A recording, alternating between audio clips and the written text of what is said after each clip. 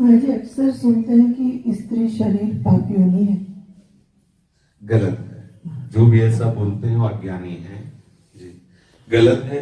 अगर कोई ये कहता है स्त्री योनि पाप योनि है, तो सबसे बड़े महात्मा श्री सुखदेव जी सबसे बड़ी महिमा का गान गोपी जनों का करते हैं, जो स्त्री शरीर में ही है। भक्तमाल में सबसे बड़ा सरस चरित्र इन महाभाग्यवती वैष्णव देवियों का ही आया है, चाहे भूप भक्तों में भूप रत्नावती जी, चाहे माता सबरी, जिधर भी दृष्टि डालो। आज अभी कुछ समय पहले पूज्यपाद श्री हरि बाबा और उड़िया बाबा के बीच में अगर सिंघनी की तरह कोई सुशोभित होती थी तो आनंदमयी माता शोभित होती। बड़े बड़े परमहंसों के बीच में आसन मिलता था आनंदमयी माता का। राधा बाबा कहते थे जब माता मेरे सामने होती थी तो लगता था साक्षात जगदम्बा बैठी हुई है। कोई अगर ऐसा कहता है कि स्त्री पाप योनि है तो वो मूढ़ ही है, क्योंकि कोई ऐसा पैदा नहीं हुआ जो स्त्री से पैदा ना हुआ हो, चाहे राम हो चाहे कृष्ण हो। कहीं ना कहीं उन्होंने माता का आश्रय लिया, भले वो प्रकट हुए अपनी दिव्यता से, लेकिन माता कौशल्या का और माता देवकी का, माता यशोदा के स्तनों का पान किया उस सच्चिदानंद परम तत्व ने। अगर कोई ऐसा चाहे जितना बड़ा वीतराग हो, अगर वो स्त्री से ऐसे घृणास्पद के पाप योनि है तो उसकी निश्चित दुर्गति होगी, भगवत तत्व का बोध प्राप्त नहीं कर सकता, क्योंकि स्त्री रूप में साक्षात जगत पिता ही है, दूसरा कोई है नहीं। और अगर भक्ति के क्षेत्र में देख लो तो स्त्रियां कहीं किसी कदम में पीछे नहीं है। त्याग तपस्या में देख लो, आप धर्म में देख लो, ऐसी आज तक कोई ऐसा पुरुष महात्मा नहीं हुआ जो धर्मराज की खोपड़ी को बदल सका हो, और एक पतिव्रता सावित्री ने धर्मराज को हिला के रख दिया। आज तक कोई ऐसा महात्मा पैदा नहीं हुआ जो भगवान ब्रह्मा विष्णु महेश को अपने अधीन कर लिया हो। एक पातिव्रत धर्म के भजन के प्रभाव से देवी अनुसुईया ने ब्रह्मा विष्णु महेश को 6-6 महीने के बालक बनाकर अपने आप पालने पे झुला दिया। अगर कोई नारी को कोई साधारण समझे तो बिल्कुल गलत है। नारी जैसी कोई महान शक्ति नहीं। कोई भी कितना भी बड़ा वैरागी हो, कभी ऐसा नहीं बोल सकता कि स्त्री निंदनीय है। अगर स्त्री निंदनीय तो तू कहां से आ गया, आसमान से पैदा हुआ क्या? पूज्यपाद श्री उड़िया बाबा की कुछ शास्त्रीय सिद्धांत है जिसमें अपनी साधना को परिपक्व करने के लिए, परस्पर राग मिटाने के लिए दूरी बनाने की बात कही गई, ना कि निंदा की।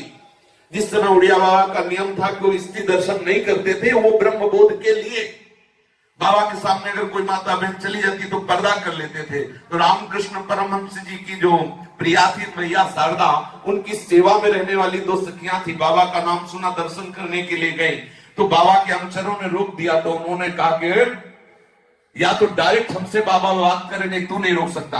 अब वो तो देवियां थी, कैसे उन किसी की सामर्थ्य को हाथ पकड़ ले। सीधे उड़िया बाबा के पास गई। उड़िया बाबा ने ऐसे पर्दा कर लिया। तो उन्होंने कहा महात्मा, मैंने तो सुना है कि तुम ब्रह्मबोध संपन्न हो। यदि ब्रह्मबोध संपन्न हो तो ब्रह्म के सिवा और कोई है नहीं, तो किसके लिए पर्दा? और अगर ब्रह्मबोध संपन्न नहीं तो आकाश से नहीं पैदा हुए, किसी मां से पैदा हुए होंगे, फिर ये कैसा पर्दा?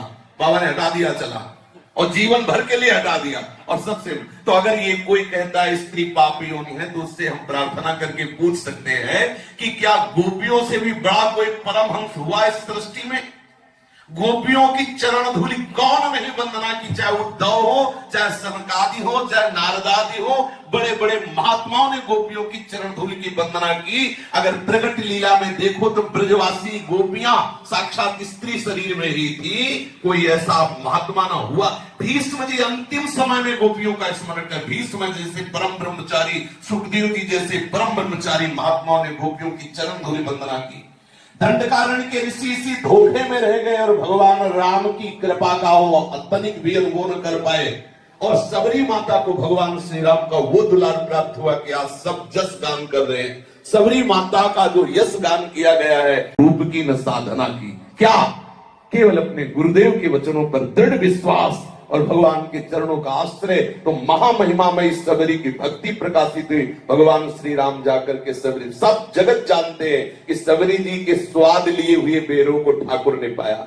ऐसा कैसे कोई कह सकता है कि स्त्री निंदनीय है? अगर स्त्री निंदनीय है तो कोई है ही नहीं। जो है सो स्त्री से है। बोलो, जो है सो स्त्री से है। अगर नारायण वैकुंठ में है तो लक्ष्मी जी चरण चाप रही है। अगर वृंदावन में बिहारी जो है तो बिहारनी जी के नेत्रों में फंसे हुए हैं। अगर अयोध्या में राम जी है तो सीता जी की मुस्कान से हैं। द्वारिका में अगर द्वारिकाधीश है तो रुक्मिणी जी के कृपा कटाक्ष से है। पक्की बात मानो, अगर महादेव जी जैसा बैरागी है तो अम्बा के समीप है भाई। कैसे, अगर स्त्री पापी होती है तो कैसे हो सकती है?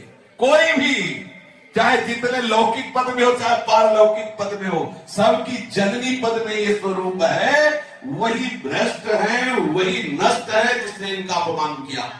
शास्त्रों में मर्यादा बनाई गई है राग रहित होने के लिए, ना कि इनके प्रति निंदा करने के लिए, ना कि इनकी अवहेलना करने के लिए, ना कि इनके, अगर ये पाप योनि है तो महात्मा कहां से पैदा हो गया? क्या पाप योनि से कोई महात्मा पैदा होता है? इन्हीं के वंशा स्थल के अमृत में दूध को पीकर ही कोई परमहंस बना, चाहे जो जितना त्यागी बैरागी हो। और रोटी भी इन्हीं के हाथ की मिलती है, कहीं भी मधुकरी मांगो इन्हीं के हाथ की मिलती है। और सही मानो तो साक्षात प्रभु ही दोनों रूपों में विराजमान है। स्त्री पुरुष का भेद तो केवल हमारी माइक वृद्धि के कारण है, वही सच्चिदानंद प्रभु।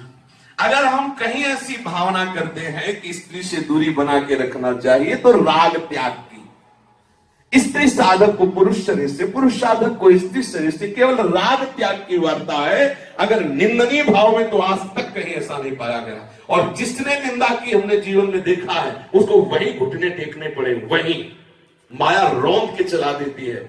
और सबसे बड़ी बात है कि हमारे प्रभु भी चाहे जितनी महिमा हो, लेकिन इनके आगे उनकी भी महिमा नहीं कहीं भी आप देखेंगे।